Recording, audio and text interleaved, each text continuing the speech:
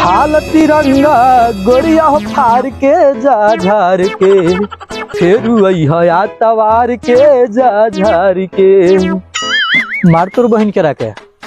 ई कौना गांव में आ गई नहीं रे एकरा पहले ही साला खेत उत ना लौकत रहे जाल टांगल बा ट्रांसफार्मर लौकता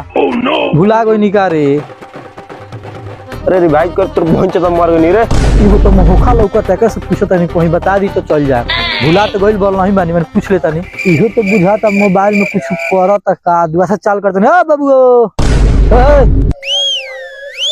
अरे मार दो तोरे कहना बा ना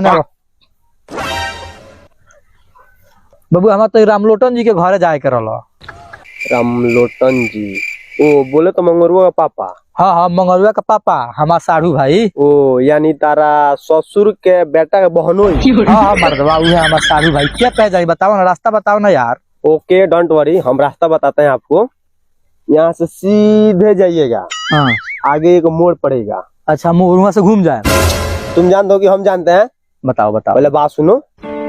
आगे बढ़ना फिर आगे वहाँ पे एक पकड़ी का गाछ मिलेगा हाँ देख लें वहाँ से घूम जाए अरे बात सुन मर दे हम जानते नहीं कि तू जानता रहो ना रे भाई तू ही जानता रहो आगे का रास्ता बताओ आगे का रास्ता तू चला बीच में बोलियो मत ओके ये से 4 कदम आगे जाइयो फिर लेफ्ट घूम जाइयो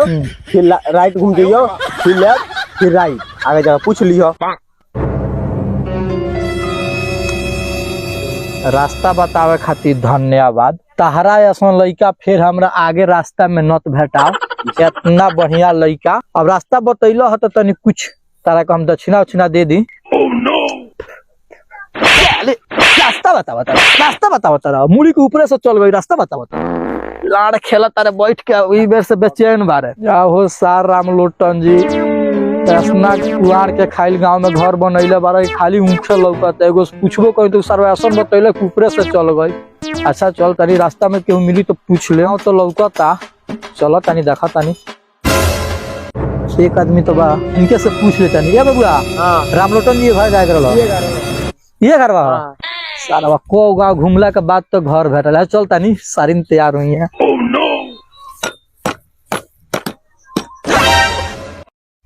भैया रे मौसा आ गई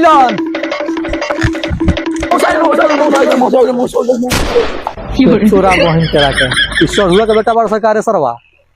बुझा तो बापे जिंदगी मिलबे ना करला छीन ले गेला से मिठाई हमा ई कौन सारा मिठाई ले रे मौसा ए जानता रे भैयो भोक दे डालो भोक दे बीगो ई कौन मिठाई होला रे जेड़ मत को पेट उठ लागी झोर है तनी खइबा लगी को बाबूजी प्रणाम खुश रह तब का करैलो गार मारावे नहीं हां हितई का करे आवल जाला स्वाद कायत ना बाड़ो ओइलो तो बैठ तो ठीक बा हटी बैठी हम हटी का जमाना आ गई हो बता रे भैयो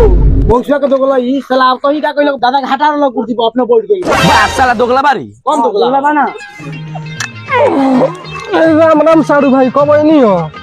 गार जात के सुतल बानी कब नहीं हो सरवा घर में तो हित लोग इज्जत नहीं है सरवा लइका इला सब मिठाई छीन के ले गइल कोनो गाँव छिले गइल बुढ़वा कहता कि का कर नहीं हो अच्छा वो सब छोड़ी लड़का फैका बाड़ा सौरी सब सुनाई सब ठीक बा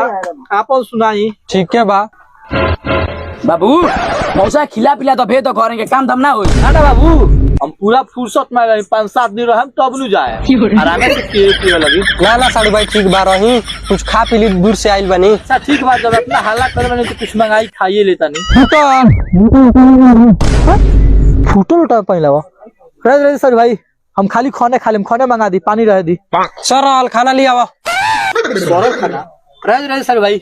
पेट भर गइल इतना दूर से पैदल आइल बनी कह तनी पेट भर गइल बा अच्छा एगो बात कही खिसियाम नानू ना एगो दूगो 4 गो बात कही तो सारू तू 12 बहुत बड़का गारू ये तरह खियावे का मन मार दबा कबो कह तरह फूटल लोटा में पानी लियावा ये सरल खाना लियावा सरल खाना केहू खाला बाग महाराज रुआ का सोच लेनी है तो हमरा लड़का सन का नाम फूटो वाला सर मत तोर बहन के रखे कहाँ से इतना सुंदर सुंदर नाम खोज आइल सरुआ हो का सोचता है साड़ू भाई ना कुछ ना साड़ू भाई कोई वैसे सोचता नहीं कि इतना सुंदर सुंदर नाम कहाँ से उखाड़ के लाइल बने नहीं जब वो डाउनलोड होत रहे न तो ओकरा मतारी के प्यास लाग रहे तो फुटही लोटा में पानी दिया पिए खातिर न वही से ओकर नाम फूटल रखा है दूसरका के बेरा अभी ऑनलाइन कोइले रहनी डिलीवरी होखे वाला रहे तले बाढ़ आ गइल बा अनाज उनाज सर गइल सो का नाम सरल रखा बाप रे बाप सारा बारा उजो से नाम खोज के ले आइल बा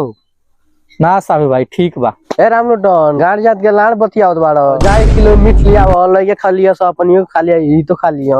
ए बाबू बाबा सही कहता रे मीट मंगाओ ना पहले ढेर दिन में लार चुगता। अरे तोरा पेट में लइका उइका बका किलार चुअता जेब में 1 रुपया झाट लइका मीट के लाड़ खाई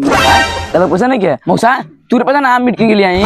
पैसा रह दो हम सोमवार के मीट मछली ना खानी हम सब्जी पर काम चला ले। सब्जी अच्छा ए बहू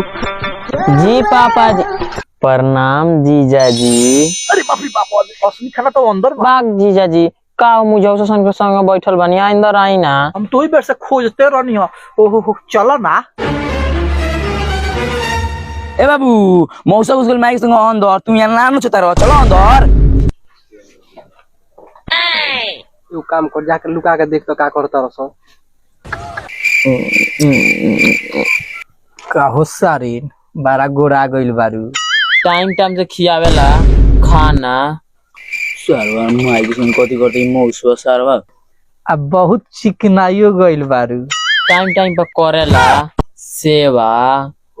हम तो कुछ औरो समझ लेनी है। काहो सारीन हम तनी सुखी कली सेवा ना उ तो इतना कह देला बाकी पहुंचते नहीं खे। अच्छा उ सब छोड़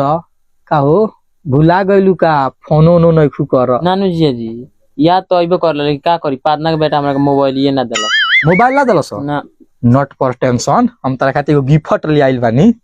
तनी देखाई ना। ई देख ई OnePlus ई ले आइल बानी तारा खातिर गिफ्ट ले लो आ रात के फोन करियो सब कोनो सूत जाई तो ठीक बा। ठीक बा खचा खच टावर पकड़िए में टेंशन नहीं है ठीक। ठीक बा तनी एगो दो ना। इस सारो मौसा बा माइक संग दो गोलाई करता बाबू के बताओ के पड़ी। बाबा हो भैया हो है ना उसने आय आय का करता सर ये हो मौसा बा माइक है हेच के मुआ देलख और ई कथि नु चुप चला सरवा लो मिटर हमरा ला देखले बाड़ो तोर साड़ू दे धाबा बोल दलो क्या कर करवा अपना मौसा खींच के लिया हो तो चला माइक पे गलत नजर डाल दी।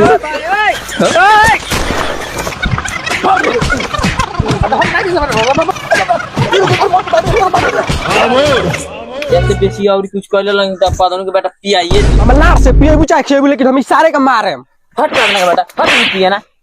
जे जे ठीक बानी उठी तो बड़ा मरले बा साला पूरी के बेटा बड़ा मरले बड़ा से दादा उठी तो। अरे बाप रे बाप साढ़ो साढ़ो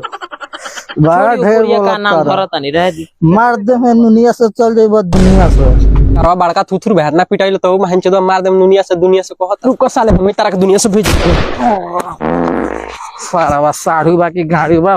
आज के बाद तो कहियो ना मैं कर दुआ तो